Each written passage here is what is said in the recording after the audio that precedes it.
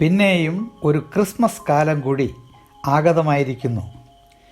ആ ദിനത്തിൽ ഏവരും കേക്കുകൾ മുറിക്കലും പുൽക്കൂടുകൾ ഉണ്ടാക്കലും ക്രിസ്മസ് ട്രീയും അലങ്കാരങ്ങളും സമ്മാനങ്ങൾ വർണ്ണക്കടലാസുകൾ കൊണ്ട് പൊതിഞ്ഞ് അന്യോന്യം കൈമാറൽ, കരോൾ ഗാനങ്ങൾ പാടി ഭവനങ്ങൾ സന്ദർശിക്കൽ, വിവിധതരം ക്രിസ്മസ് വിഭവങ്ങൾ ഉണ്ടാക്കി വീട്ടുകാർ ഒന്നടങ്കം സന്തോഷിക്കൽ എല്ലാം ഒരു വശത്ത് നടക്കുന്നു. ഇതെല്ലാം ഈ സന്തോഷ ദിനത്തിൽ നല്ലതാണ്. എന്നാൽ ഇതിനൊരു മറുവശം കൂടിയുണ്ട്. അതും നാം ശരിക്കും ചിന്തിക്കേണ്ടതുണ്ട്.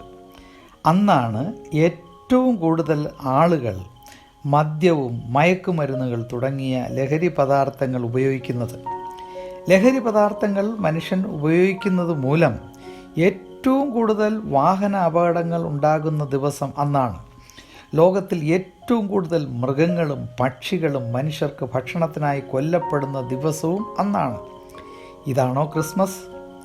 യഥാർത്ഥ ക്രിസ്മസ് എന്താണ് എന്ന് നമുക്കൊരു പരിശോധന നടത്താം. ആദ്യം ക്രിസ്തുവിൻ്റെ ജനനത്തെക്കുറിച്ച് നമുക്ക് നോക്കാം. യേശു കുഞ്ഞിൻ്റെ ജനന കാലഘട്ടത്തെക്കുറിച്ച് രേഖപ്പെടുത്തിയിരിക്കുന്നത് ഇങ്ങനെയാണ്. ഔഗസ്തോസ് കൈസർ റോമൻ ചക്രവർത്തിയായിരുന്ന കാലം. തൻ്റെ സാമ്രാജ്യത്തിലെ എല്ലാ ദേശങ്ങളിലും പേർവഴി ചാർത്തുവാൻ രാജാവ് കൽപ്പന പുറപ്പെടുവിച്ചു. റോമാ സാമ്രാജ്യത്തിൻ്റെ ഭാഗമായ പലസ്തീൻ അന്ന് ഭരണം നടത്തിയിരുന്നത് സാമന്ത രാജാവായ ഹേരോദാവാണ്. അക്കാര്യം മത്തായി 2:1 നമുക്ക് കാണുവാൻ സാധിക്കുന്നു. ആ കാലത്തെ നിയമമനുസരിച്ച് ജനസംഖ്യ എടുക്കുമ്പോൾ എല്ലാവരും സ്വന്തം നാട്ടിൽ പോയി പേര് രജിസ്റ്റർ ചെയ്യേണ്ടതാണ്.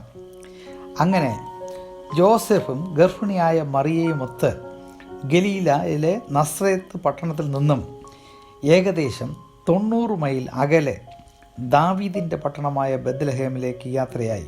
ഈ കാര്യം ലൂക്കോസ് 2:1-5 വരെ കാണാൻ കഴിയും. 4 ദിവസത്തെ യാത്ര മതി ബെത്ലഹേമിലെത്താൻ. ബെത്ലഹേമിലെത്തി അവിടെ ഇരിക്കുന്ന കാലത്താണ് പ്രസവകാലം തികയുന്നത്. ഈ കാര്യം ലൂക്കോസ് 2:6 കാണുന്നു. ആ ദിവസങ്ങളിൽ അവർ അവിടെ എവിടെ പാർത്തു എന്ന് നമുക്കറിയില്ല. ജോസഫിൻ്റെ കുടുംബക്കാർ അവിടെ താമസിക്കുന്നുണ്ട്. വിവാഹത്തിന് മുമ്പ് ഗർഭിണിയായ സ്ത്രീ ആയതുകൊണ്ടും പേർവഴി ചാർത്തലുമായി ആളുകൾ ഓരോ ദേശത്തു നിന്നും കൂട്ടം കൂട്ടമായി വരുന്നത് കൊണ്ടുമായിരിക്കാം ഈ സാധുക്കളെ സ്വീകരിക്കുവാനും താമസിപ്പിക്കാനും ആരും തയ്യാറാകാത്തത്. കാശുണ്ടായിരുന്നുവെങ്കിൽ വഴിയമ്പലത്തിൽ ഒരു മുറി ബുക്ക് ചെയ്യാമായിരുന്നു. അതിനും അവർക്ക് സാധിച്ചില്ല. ഇനി യേശു കുഞ്ഞ് ജനിച്ചത് എവിടെ? പശുത്തൊഴുത്തിലോ? മറിയയ്ക്ക് പ്രസവിക്കാനുള്ള സമയമെത്തി. വിവാഹത്തിന് മുമ്പ് ഗർഭം ധരിച്ച ഈ സ്ത്രീക്ക് ആരും പ്രസവത്തിനായി താൽക്കാലികമായിട്ട് പോലും ഒരു സ്ഥലം ഒരുക്കി കൊടുത്തില്ല. ആ സമയത്ത് ഒരു സ്ത്രീ എന്ന നിലയ്ക്ക് മറിയയ്ക്കുണ്ടായ മാനസികമായ അവസ്ഥ നാം ഒന്ന് ചിന്തിക്കേണ്ടതാണ്. വഴിയമ്പലത്തിൽ ഇടം കിട്ടാത്തതിനാൽ അവിടെ വിജനമായ സ്ഥലത്ത് എവിടെയോ ഒരു ചെറിയ മറ ജോസഫ് ഉണ്ടാക്കിക്കൊടുത്തു. അവിടെ മറിയ യേശു കുഞ്ഞിനെ പ്രസവിച്ചു. സന്ധ്യ ആയാൽ നല്ല തണുപ്പുണ്ടായിരിക്കും. അതിനു മുമ്പ് എങ്ങനെയെങ്കിലും വഴിയമ്പലത്തിൽ അഭയം പ്രാപിക്കണം. ഈ ദരിദ്രർക്ക് അവിടെ സ്ഥലം കിട്ടിയില്ല.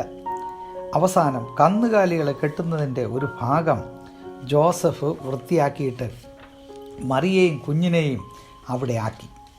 മറിയ കയ്യിൽ കരുതിയിരുന്ന ശീലകൾ ചുറ്റി കുഞ്ഞിനെ പശുത്തൊട്ടിയിൽ കിടത്തി. ഈ കാര്യം ലൂക്കോസ് 2:7 കാണുന്നു. അന്ന് രാത്രിയിൽ ആ പ്രദേശത്ത് ഇടയന്മാർ ആട്ടിൻകൂട്ടത്തെ കാത്തുകൊണ്ട് വെളിയിൽ പാർത്തിരുന്നു.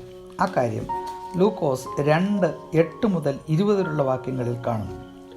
ഒരു ദൂതൻ അവർക്ക് പ്രത്യക്ഷപ്പെട്ട് യേശു കുഞ്ഞിൻ്റെ ജനനത്തെക്കുറിച്ചും ശീലകൾ ചുറ്റി പശുത്തൊഴുത്തിൽ കിടക്കുന്ന കുഞ്ഞിൻ്റെ അടയാളവും പറഞ്ഞുകൊടുത്തു. തുടർന്ന് ഒരു കൂട്ടം ദൂതന്മാർ ഇങ്ങനെ പാടി: അത്യുന്നതങ്ങളിൽ ദൈവത്തിന് മഹത്വം, ഭൂമിയിൽ ദൈവപ്രസാദമുള്ള മനുഷ്യർക്ക് സമാധാനം എന്ന് പറഞ്ഞു. വളരെ പെട്ടെന്ന് ആട്ടിടയന്മാർ ചെന്ന് മറിയയെയും ജോസഫിനെയും പശുത്തൊട്ടിയിൽ കിടക്കുന്ന ശിശുവിനെയും കണ്ടു. യേശു കുഞ്ഞിനെ വണങ്ങി മടങ്ങിപ്പോയി. വിദ്വാൻമാരും അത്ഭുത നക്ഷത്രവും.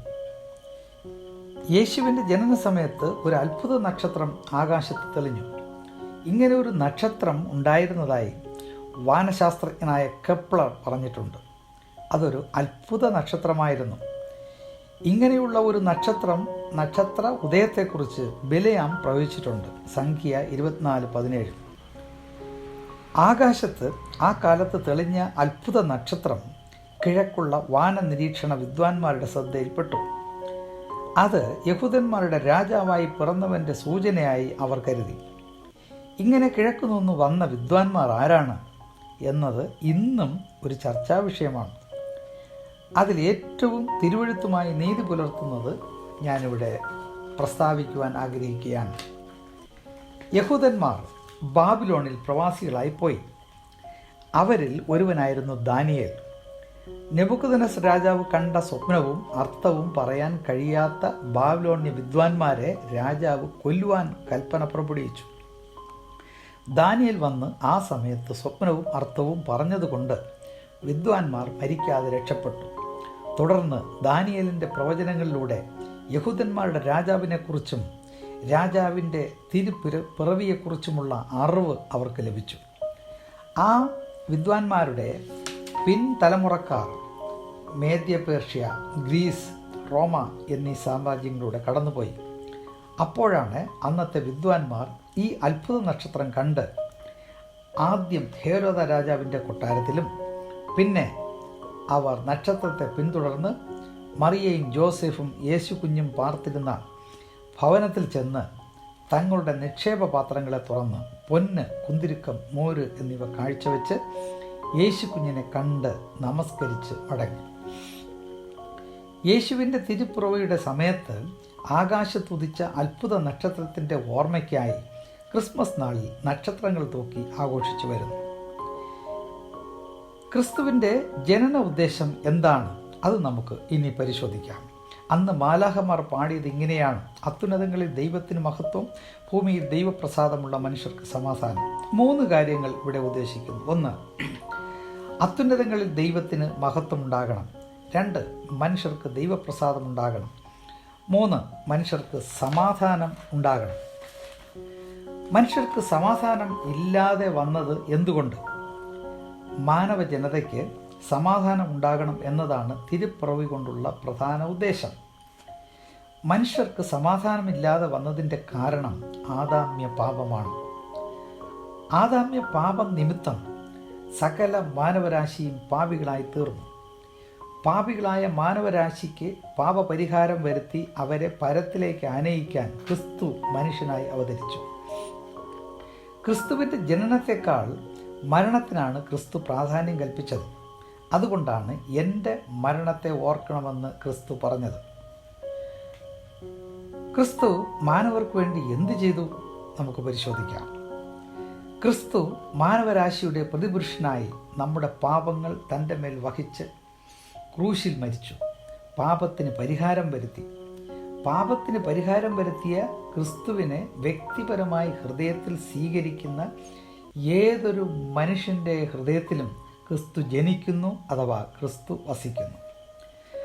വർണ്ണക്കടലാസുകൾ പൊതിഞ്ഞ സമ്മാനങ്ങൾ കൈമാറുമ്പോഴും ക്രിസ്മസ് കേക്കും വിഭവങ്ങളും ഉണ്ടാക്കി ആഘോഷിക്കുമ്പോഴും ക്രിസ്തു വാസ്തവത്തിൽ എൻ്റെ ഹൃദയത്തിൽ വസിക്കുന്നുണ്ടോ? ക്രിസ്തുവിൽ കൂടെയുള്ള സമാധാനവും നിത്യരക്ഷയും സ്വായത്തമാക്കിയിട്ടുണ്ടോ എന്ന് പരിശോധിക്കുവാൻ ഈ നാളുകളിൽ ദൈവം ഏവർക്കും ഇടയാക്കട്ടെ എന്ന് പറഞ്ഞുകൊണ്ട് എൻ്റെ വാക്കുകൾക്ക് അടിവരയിടുന്നു. അതോടൊപ്പം ഏവർക്കും നല്ലൊരു ക്രിസ്മസ് പുതുവർഷാശംസകൾ നേർന്നുകൊള്ളുന്നു.